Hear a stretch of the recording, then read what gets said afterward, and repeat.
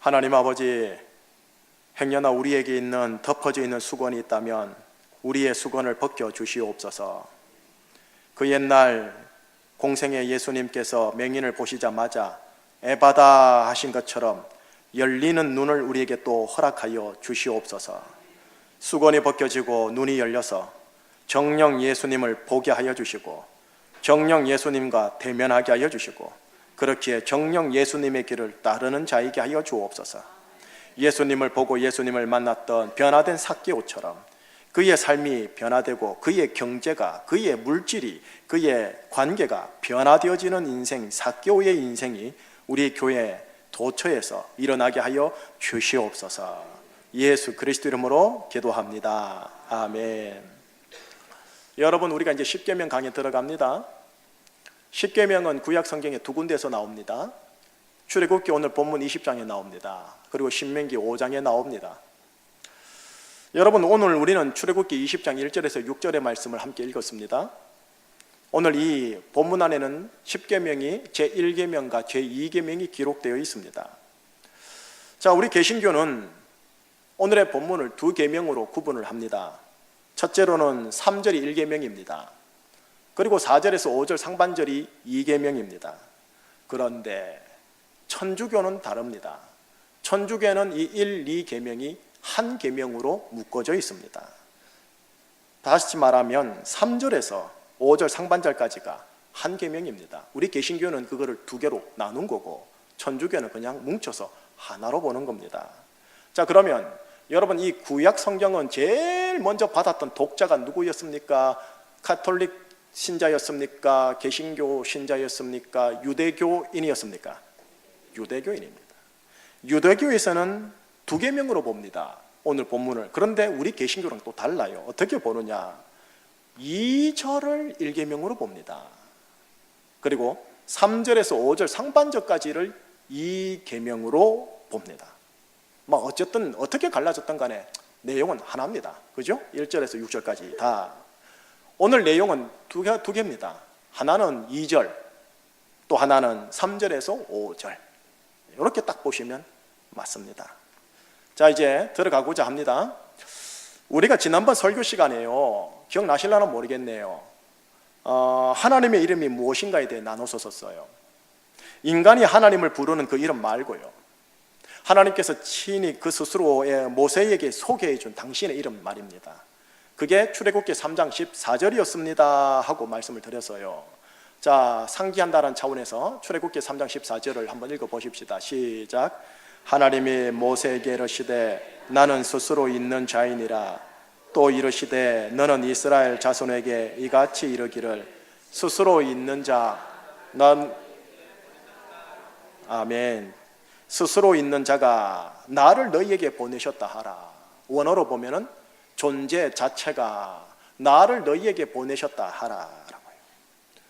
유대인들은, 특히 랍비들요, 바울 선생님 같은 랍비들은 구약 전체를 읽을 때 저 출애굽기 3장 14절이요 피에 녹아져 있어요. 피에 깔려져 있어요. 마치 우리나라 대한민국 사람, 조선 사람 한, 아시죠? 한, 눈물, 한이 깔려져 있는 것처럼, 아리랑만 들어도 눈물 찔끔 나는 것처럼 그게 깔려져 있어요. 출애굽기 3장 14절의 내용이 뭐냐? 지지난 주일 오후 설교 때 했지만 이렇게 말씀할 수 있습니다. 우리가 믿는 여호와 하나님, 이분은 존재 자체 되시는 분, 그리고 나머지 모든 피조물들과 영적 피조물, 루시퍼, 가브리엘, 미가엘, 그리고 수많은 그룹과 천사들, 모든 영적 세계 피조물들은 존재물에 불과하다. 존재 자체 되시는 분은 우리가 존재물을 보고 만지고 경험하듯 그렇게 할 수 있는 분이 아니다. 그러니 이분을 어떤 형상화하는 것은 절대로 있을 수 없다. 이게 출애굽기 3장 14절에 깔려 있어요. 그리고 이 말씀을 가지고 창세기로부터 말라기 4장까지를 쫙 읽어요, 랍비들은요. 자, 우리는 존재물, 피조물, 그리고 완전히 우리와 다른, 차원이 다른 존재 자체 되시는 그분이 오늘 2절에 소개되어 있어요. 그리고 3절에서 5절에 보면은 그분이 우리에게 준 계명이 소개되어 있어요. 자, 그러니 오늘 본문 2절을 먼저 확인하고 3에서 5절을 확인할게요. 이제 2절을 확인하겠습니다. 이제 2절을 읽어보십시다. 2절이 우리 개신교나 천주교에서는 계명이 아니지만 유대교에서는 이거를 1계명으로 봅니다. 그만큼 유대교인들은 이걸 대단히 중요하게 여긴단 말이에요. 시작. 나는 너를 애굽 땅 종되었던 집에서 인도하여 낸 내 하나님 여호와니라. 여러분, 이거 정말 짧지만요, 이 말씀이 정말 유대교인들은 대단히 중요한 말씀입니다. 하나님께서 십계명을 주시면서 당신을 2절로 소개를 하고 있어요. 그리고 이 2절이 유대교의 1계명이 되어 말라기까지 가요. 정말 짧은 문장인데 저 문장이 모든 유대인들에게는 거의 피 속에 녹아져 있는 말씀입니다. 자, 2절에 하나님이 어떤 하나님이냐? 애굽 땅 종되었던 집에서 우리를 인도해낸 하나님, 다르게 말하면 출애굽시켜 주신 하나님입니다. 예, 구약 성경 총 몇 권이죠? 66권? 39권, 39, 27, 39권, 27권, 또한 몇 권? 66권. 예, 기본 상식으로 구약 성경 39권요. 역사서, 시가서, 예언서 전체에 깔려있는 유대인들에게 상기시키는 핵심 신앙 고백이 있는데, 그게 바로 뭐냐? 우리가 믿는 하나님은 우리를 애굽 땅 종되었던 집에서 인도하여 낸 하나님, 신이다. 이 내용을요, 창세기로부터 말라기까지 계속 성경의 저자들이 깔고 있어요. 아주 계속 깔고 있었어요. 교과서에 계속 나온단 말은 수능에 나온다 안 나온다? 나온다라는 거예요. 존재 자체 되시는 신이 이 땅을 창조하셨고 많은 민족과 많은 종족들을 창조하셨는데 그 중에 우리 유대인 히브리 민족을 선택하여 주셨다라는 이 큰 감정을 가지고 있는 대목이에요. 자, 유대인들이 누구인데요?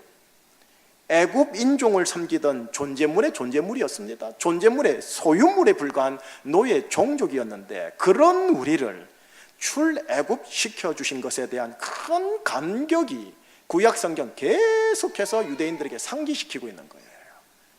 자, 우선 율법서요, 신명기죠. 신명기는 이렇게 유대인들을 상기시킵니다. 신명기 7장 7절을 보여드릴게요. 시작. 여호와께서 너희를 기뻐하시고 너희를 택하심은 너희가 다른 민족보다 수요가 많기 때문이 아니니라. 너희는 오히려 민족 중에 가장 적으니라. 신명기에서는 이스라엘 백성들이 어떤 백성인지를 일단 보여줘요. 그죠? 또 에스겔로 가볼게요. 예언서요, 에스겔 16장 3절이 나올 거예요. 시작. 이르기를 주 여호와께서 예루살렘에 대하여 말씀하시되 네 근본과 난 땅은 가나안이요 네 아비는 아모리 사람이요 네 어미는 헷 사람이라. 신명기에서는 모든 민족 중에 네가 가장 적은 놈이다. 또 에스겔서에서는 네 근본과 난 땅이 가나안이요 네 애비가 아모리요 네 애미가 헷이다 라고 얘기하는데, 이게 뭐냐? 아주 비천하고 천박한 태생이라는 히브리적 표현이에요. 너는 무수리 출신이야. 너는 정통 진골 성골 아니야. 이 얘기예요, 우리나라로 말 얘기하면. 자, 에스겔서 조금 더 읽어볼게요. 16장 4절에서 6절인데 길긴 하오나 한번 읽어보십시다. 시작. 너의 난 것을 말하건대 네가 날 때에 네 배꼽줄을 자르지 아니하였고 너를 물로 씻어 정결케 하지 아니하였고 네게 소금을 뿌리지 아니하였고 너를 강보로 싸지도 아니하였나니 너를 돌아보아 이 중에 한 가지라도 네게 행하여 너를 긍휼히 여긴 자가 없었으므로 네가 나던 날에 네 몸이 꺼림바되어 네가 들에 버리웠었느니라. 내가 네 곁으로 지나갈 때에 네가 피투성이가 되어 발짓하는 것을 보고 네게 이르기를 너는 피투성이라도 살라. 다시 이르기를 너는 피투성이라도 살라 하고 히브리 민족, 유대 민족에 대한 태생을 얘기하는 거예요. 네가 태어났을 때 너는 들에 버려진 아이였다. 그런데 지나가던 내가 너를 발견하고서 너는 피투성이지만 살아라. 너는 피투성이지만 살아라 라고 하였다. 예, 하나님이 선택한 이 선민 백성 유대인들의 뿌리가 이렇다라는 거예요. 이거를 지금 계속적으로 깔고 있어요. 이런 미천한 종족인 유대인을 존재 자체 되시는 신께서 선택하시고 많고 많은 민족 가운데 이 민족을 선택하시고 출애굽시켜 주셨다라는 내용이 구약 전체에 깔려 있고 이걸 계속해서 반복하고 유대인들로 하여금 상기시키고 있어요. 왜 그럴까요? 네 뿌리를 제대로 알면서 살아라는 거예요. 네 뿌리, 네 정통이 어떻게인지 알고 살아라는 거예요. 네 뿌리와 정통이 뭐냐 이겁니다. 우리는 아무것도 아니다. I am nothing. 나는 아무것도 아니다. 그런 나를 선택한 하나님의 은혜가 몸둘 바를 모를 정도로 너무나 고맙다. 이 신앙 고백이 오늘 본문 여러분이 읽었던 2절에 기록이 되어 있는 거예요. 녹아져 있는 거예요. 이 신앙 고백이 얼마나 귀하고 귀한지 이 신앙 고백을 모든 유대인들 하여금 뼛속까지 새겨지도록 하기 위해서요, 유대인들은 이 2절을 1계명으로 만들어 놓은 거예요. The first. 모든 계명 중에 제 첫 번째예요. The first예요. 모든 계명을 끌고 가는 첫 번째 계명이에요. 나는 아무것도 아니다. 이게 뭘 말할까요? 내가 누구인지에 대한 자기 인식이에요. 신약으로 말할게요. 나는 죄인이다. 바울로 말할게요. 난 죄인 중에 죄인이다. 죄인 중에 괴수다. 이거예요. 내가 누구인지에 대한 자기 인생. 내가 목사지만, 내가 은사를 받았지만, 내가 부유하지만, 내가 회장이고 사장이지만 네가 누군지 아느냐? I am nothing. I am sinner. 나는 죄인이라는 거예요. 여기에 대한 자기 인식, 그리고 이런 나를 선택한 하나님의 은혜에 대한 겸손한 감사요, 송구스러운 그 황송함이요, 이거를 끊임없이 기억하도록 하기 위해 1계명을 계속 깔고 있는 거예요. 그런데 유대인들이 시간의 흐름 속에서, 역사의 흐름 속에서, 인생살이 속에서 교회 생활 5년, 10년, 15년 해나가면서 이 신앙 고백의 간경화 현상이 일어나더라는 거예요. 어떻게 해요? 우리는 개, 돼지보다 못한 이방 민족하고 달라. 우리는 하나님이 선택한 선민이야. 자기중심성의 선민의식이 심어지기 시작한 거예요. 어느 정도면 자존감의 긍정성이지만 이게 자고해진 거예요. 또 우리가 선택받은 민족이야. 그리고 우리에겐 율법이 있고 우리가 율법을 나름 어느 정도 지킨다. 그러니 우리는 하나님께 은혜 받는 게, 축복받는 게 당연해. 이게 깔려져 있는 거예요. 자기 중심성의 구원의식이에요. 선민의식, 구원의식은 좋은 거지만 자기 중심성이나 원죄가 믹스가 돼버리면 오염돼 버려요. 물 오염되면 못 마셔요. 마시면 설사해요. 이게 왕정 말기 시대 때요, 압도적으로 높았고 하나님이 그거를 경각심을 주기 위해 예언자를 집중적으로 보낸 때가 왕정 말기 때였는데 말 안 듣더니 기어이 멸망한 거예요. 그리고 여기에 대한 진단과 분석을요, 에스겔서 16장 1절에서 63절까지 정확하게 풀어놓고 있어요. 그러니까 여러분들이, 우리들이 이 성경을 제대로 알지 못하면 말씀을 오해하고 곡해해요. 에스겔서 16장 전체를 읽어보면 하나님 앞에서 이스라엘이 어떤 태생인지, 어떻게 성장했고 어떻게 나락으로 떨어졌는지, 왜 그런지 다 나와요. 분석이 제대로 되어 있고 진단이 제대로 되어 있는데 그 중에 한 구절만 읽고 바로 넘어갈게요. 22절만 읽어보고 넘어가겠습니다. 시작. 네가 어렸을 때에 벌거벗은 몸이었으며 피투성이가 되어서 발집하던 것을 기억하지 아니하고 네가 모든 가증한 일과 음란한 일을 행하였느니라. 네가 그것을 기억하지 아니하고 네의 태생을 기억하지 아니하고 너의 초심을 기억하지 아니하고, 이 얘기예요. 자기 중심성의 선민의식, 자기 중심성의 구원의식, 이 의식이 내가 아무것도 아니었지를 까먹게 버린 거예요.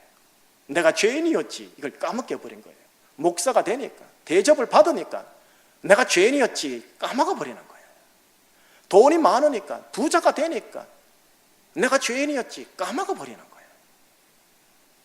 그런 나를 선택한 하나님의 은혜가 몸둘 바를 모를 정도로 너무 귀하고 귀하다. 이 감사의식과 빚진의식 까먹어 버리는 거예요. 도리어 하나님 왜 나 안 도와주냐고 덤벼 들어버려요. 하나님께. 요나죠, 요나. 결국 이스라엘 유대인들은 그들의 구약 역사 전체 속에서 10계명 중에 제1계명을 달달달달 외웠는지는 몰라도 10계명의 제1정신을 잃어버린 거예요. 10계명의 제1계명의 정신을 잃어버린 게 구약이에요. 10계명의 첫 번째부터 박살난 게 구약이에요. 니들은 메네메네 되길 우바르시니다. 1계명부터 박살이다. 그걸 가르치는 게 구약이에요. 근데 그게 나예요. 그게 우리예요. 그게 김희식 목사라니까요. 이스라엘 보면서 나봐야 돼요. 나봐야 돼요. 우리를 출애굽시킨 하나님으로 소개되는 제1계명 정신을 보십시다. 문자 외우는 거 중요한 게 아니에요. 정신이에요. 정신. 예수님 말씀하신 정신. 시작. 우리는 아무것도 아니다. 그런 우리를 선택한 존재 자체 대신 하나님의 은혜가 몸둘 바 모를 정도로 너무나 고맙다. 영어는 됐고요. 우리는 아무것도 아니다. 나는 죄인 중에 괴수다. 나는 아무것도 아니다. 이게 1계명이에요. 이 고백을 일컬어, 방금 읽었던 그 고백을 일컬어 말하는 줄 아세요? The fear of God, 여호와를 경외하다라고 그래요. 예배 드리는 것만 경외가 아니에요. 경외라는 게 뭐냐면 나의 존재가 어떤 놈이었는지를 알고 이런 나에 대한 하나님의 사랑과 자비와 은혜에 대한 송구스러운 감사의 황송함을 변함없이 가지고 있는 것, 이게 여호와를 경외한다라는 일상의 삶이에요. 이것이 유대교인들이 생각하는 10계명의 제1계명의 스피릿, 정신입니다. 유대인들이 이거 놓친 거예요. 외웠는지는 몰라도 정신을 놓쳐버린 거예요. 자, 2계명, 유대교의 2계명이면 우리 개신교로 말하면 1, 2계명이죠. 그게 3절에서 5절 상반절입니다. 여러분이 잘 아는 계명이지만 그래도 읽어보십시다. 3절에서 5절 상반절 시작. 너는 나 외에는 다른 신들을 네게 두지 말라. 너를 위하여 새긴 우상을 아래로 땅에 있는 것이나 땅 아래 물속에 있는 것에 어떤 형상도 만들지 말며 그것들에게 절하지 말며 그것들을 섬기지 말라. 여러분 1, 2계명이 실은 요 하나예요. 하나. 우리 개신교는 이게 나누고 있지만 천주교와 그 다음 유대교는 하나로 봐요. 내용 제가 봐도 하나예요. 실은요. 뭐냐? 우상 혹은 형상을 만들지 말라. 그리고 그것을 섬기지 말라. 왜? 나 외에 다른 신을 네가 두지 말라. 이거예요. 1, 2계명이에요. 여러분 유대인들은요 지금까지 21세기 지금까지 이거는 문자 그대로 칼같이 지켜요. 목숨을 내놓고요. 근데 이거 어쩝니까? 이제 여러분 나누고 싶은 게 있어요. 혹시 좋은 분이 계시다면 이건 진짜 들어야 돼요. 이거 어쩌죠?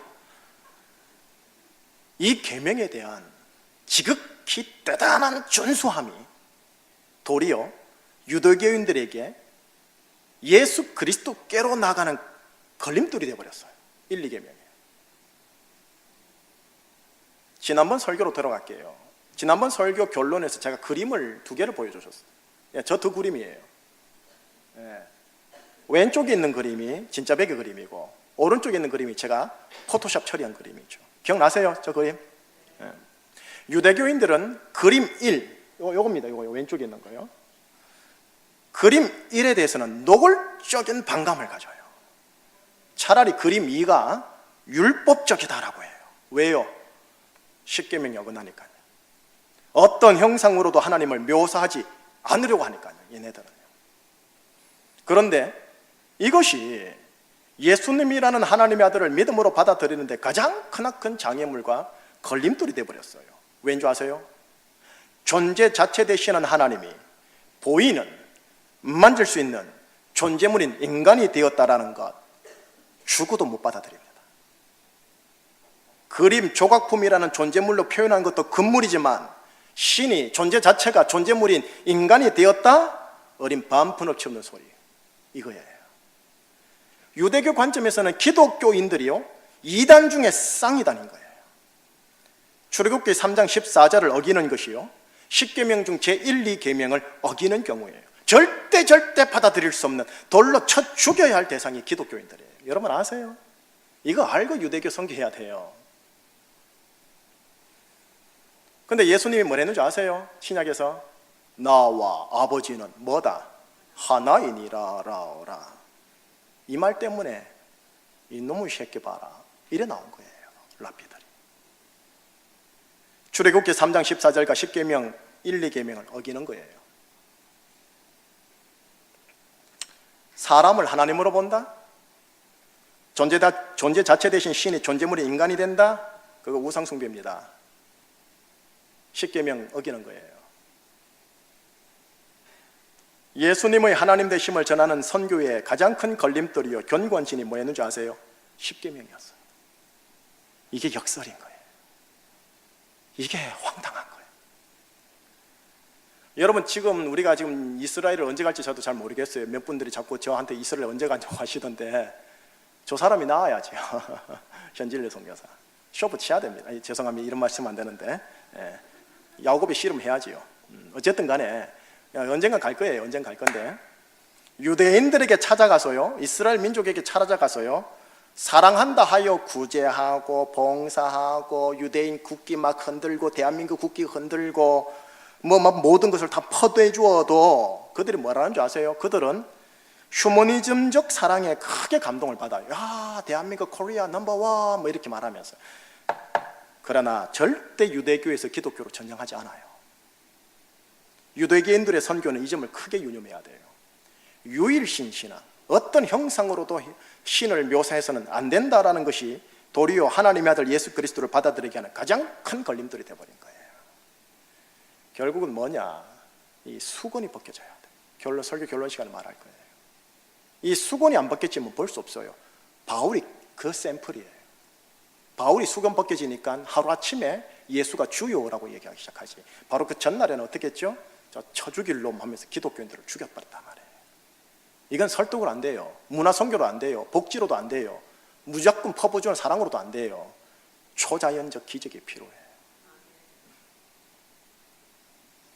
구약에선 존재 자체 대신 신이 존재물인 인간을 구원하려고 뭘 줬냐면 계명을 주셨어요. 그런데 신약에 딱 돌아와서는 존재 자체 대신 신이 인간을 구원하려고 계명을 주시는 게 아니라 존재 자체 되시는 그 스스로를 존재물로 내줘버려요. 십계명 1, 2계명에 위배되는 듯한 모습인 거예요. 유대교에서 말하는 10계명 제2계명을 어기는 듯한 행동을 하신 거예요. 하나님이요. 여러분, 우리는 이방인입니다. 유대 관점에서, 그죠? 우리 조선 사람들, 우리 당군 조선 백성들은, 우리 이방인들은요, 신이 인간이 되었다라는 것에 거부감이 있습니까, 여러분? 없죠? 전혀 없어요. 그죠?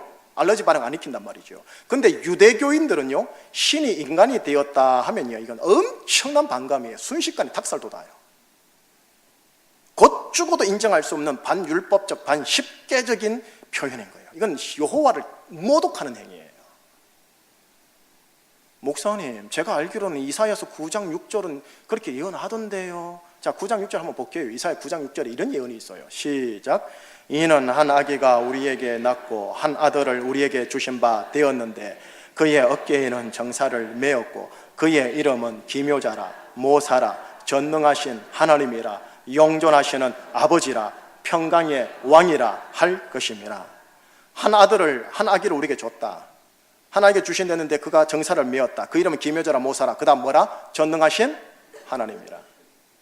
존재 자체 되신 신이 한 아기가 되어 우리에게 태어났다. 그 내용이죠. 근데 랍비들은 이 예언을 어떻게 해석하느냐 하면 오게 될 메시아는 하나님의 신적 속성을 가진 인간 메시아이지 신 그 자체는 아니다, 이거예요. 근데 기독교 메시아는 뭐예요? 신 자체, 존재 자체가 이 땅에 왔다예요. 그러니까 갈라질 수밖에 없는 거예요, 기독교와 유대교가. 자, 이제 정리를 해볼게요. 유대교인들이 받아들이는 제1계명에 등장하는 하나님은 애굽 땅 종되었던 집에서 우리를 인도하여 낸 하나님, 다시 말해 출애굽시켜 주신 하나님이십니다. 그런 하나님을 제1계명에 소개해 주면서 우리의 신앙 고백을 이렇게 가지기를 원하시는 거예요. 우리는 아무것도 아니다. 그런 우리를 선택한 하나님의 은혜가 몸둘 바를 모를 정도로 너무 고맙다. 이 고백을 평생토록 하나님 앞에서 가짐이 뭐죠? 하나님을 경외함이라는 거예요. 하나님을 경외하는 인생. 나는 아무것도 아니다. 근데 이런 나를 구원해 주셨구나. 오 하나님, 어디서든지 하나님을 예배하나이다. 하나님께 즐거이 자원하여 헌물을 드리나이다. 내가 즐거이 봉사하나이다. 나는 아무것도 아니나이다. 이게 여호와의 경외예요. 그런 하나님에 대한 무한한 경외심으로 그분에 대해 어떤 형상으로 새기거나 어떤 그림으로 그리거나 해서 눈으로 볼 수 있게 해서는 안 된다. 이게 유대교의 2계명이고 우리 개신교의 1, 2계명이에요. 그런데 우리 기독교는, 우리 신약 성경은 하나님에 대해 소개할 때 존재 자체 되신 여호와 하나님이라는 신이 존재물인 인간이 되어 이 땅에 왔다고 해요. 무엇 때문에요? 아무것도 아닌 인간인 우리를 애굽에서 죄에서, 사망에서, 지옥 형벌에서 구원하려고. 애국과는 잽도 안 되는 거죠. 구약에 소개되는 하나님은 애굽 땅 종되었던 집에서 우리를 인도하여 낸 출애굽시킨 하나님으로 소개됩니다. 그것도 직접 나서지 않고요, 하나님의 종 모세라는 존재물 인간을 중보자로 삼고 출애굽시킨 하나님이에요. 그죠? 그런데 신약에 하나님, 예수님을 통해 소개되는 하나님은 애굽 땅이 아니라 사망, 죄, 형벌에서 우리를 인도하여 낸 하나님으로 소개해요. 하나님의 종 모세와 같은 존재물 인간을 중보자로 삼지 않으시고 존재 자체 되신 하나님이 친히 내려와 하나님의 아들 예수님이 되어 친히 중보자 역할을 하셔서 친히 우리를 구원하신 하나님으로 소개해요. 자, 구약 하나님이 더 큽니까? 신약 하나님이 더 크게 소개됩니까? 당연히 신약입니다. 그죠? 구약의 하나님 소개보다 신약의 하나님 소개가 인간을 향한, 우리를 향한 하나님의 사랑과 구원이 얼마나 더더욱 큰지 확실하게 보여줘요. 그런데 유대인들은 자기들이 믿는 하나님의 사랑과 구원을 더더욱 크게 소개하는 이 하나님과 예수 그리스도를 죽었다 깨어나도 못 받아들이는 거예요. 왜요? 십계명 때문에.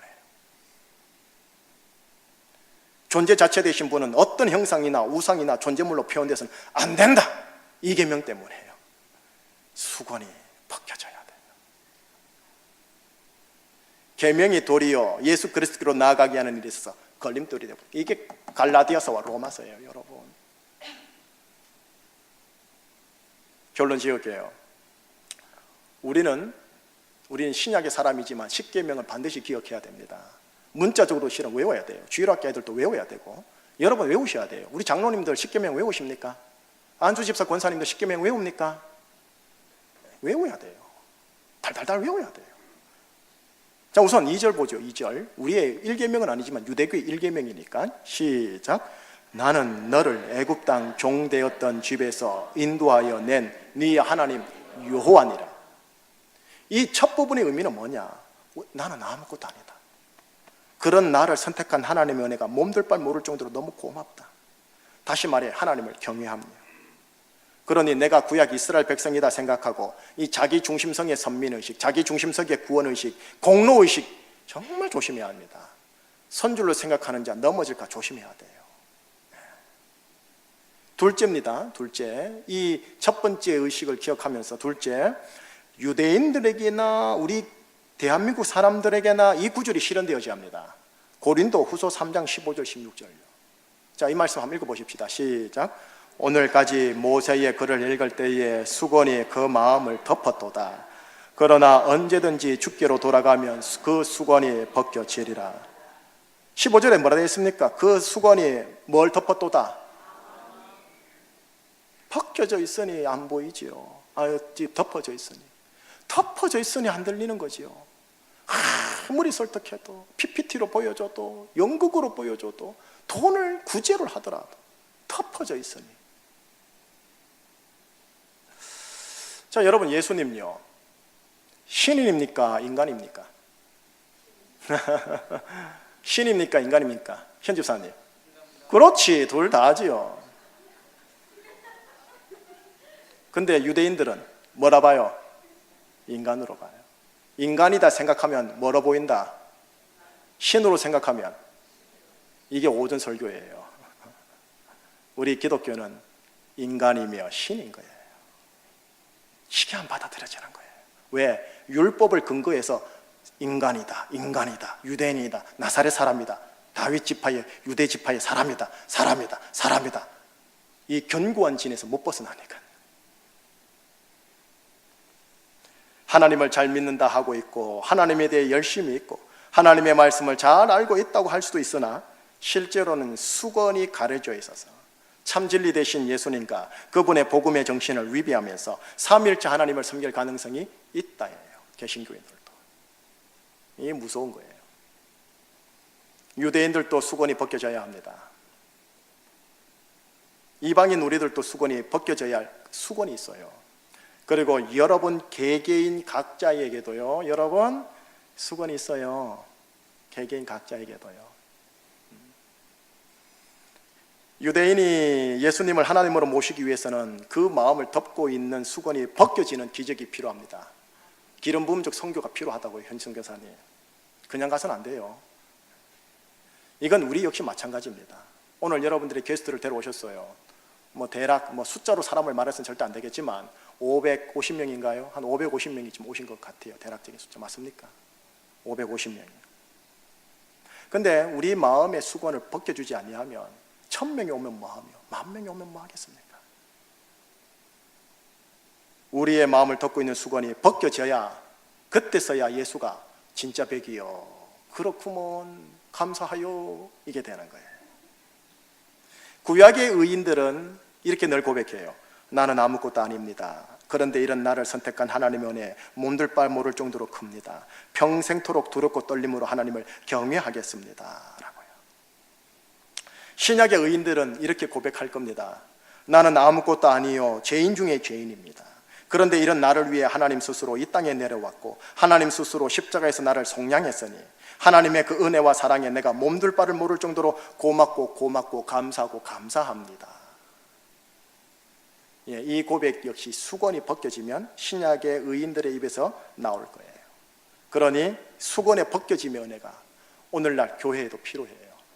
우리 제주 중심의 공동체적인 수건이 벗겨져야 되고, 여러분 한 분 한 분에게 있는 그 수건이 벗겨져야 돼요.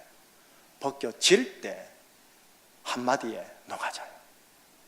그게 성령의 기름 부음이에요. 하나님의 임재예요. 하나님의 영광이에요. 그게 은혜예요. 은혜. 하나님의 임재와 하나님의 사랑이 성령으로 말미암아 드러나는 은혜가 풀어져야 자복하고 회개해요. 자, 마지막 팁 하나 더 드리고 마무리할게요. 사도행전에서 성령 충만받은 사도인 베드로가 오순절 마가 다락방 이후에 복음을 전파했더니 유대인들이 뭐라 그러죠? 형제여, 우리가 어찌할꼬 하고 3,000명이 회개하죠. 3장에서 나와요. 8장인가요? 7장에 가면 스데반이 나와요. 같이 설교를 해요. 근데 그대들은 어떻게 하죠? 이를 갈고 스데반을 어떻게 하죠? 죽여버려요. 근데 이 앞에 사도 베드로의 사건과 스데반의 사건에 똑같은 표현이 나와요. 그들의 마음이 찔려. 그들의 마음이 찔려. 찔리는 것은 똑같아요.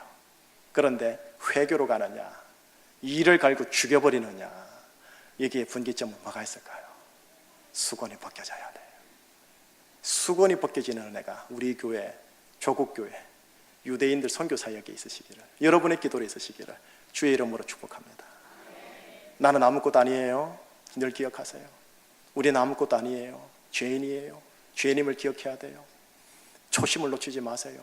그리고 이런 나를 구원하신 하나님 은혜에 감사하며 자족하며 살아가기를 주의 이름으로 축복합니다. 기도하시겠습니다. 하나님 아버지, 10계명 1, 2계명을 잠시 확인하였습니다. 하나님 아버지, 다음 시간에도 10계명 1, 2계명을 본격적으로 들어갈 겁니다. 오 하나님, 말씀이 지식으로만 김 목사에게나 우리 교우들에게 들어가지 않게 하소서. 성령님의 조명하심 속에 말씀을 통해, 율법을 통해, 계명을 통해 나의 민낯을 보게 하여 주옵시고, 그러면서 이런 나를 그대로 사랑하는 아버지의 의신 크신 은혜와 사랑에 감격하며 기뻐하며 즐거워하며 살아가는 우리 교우들에게 되게 하여 주옵소서. 예수 그리스도 이름으로 감사하며 기도합니다.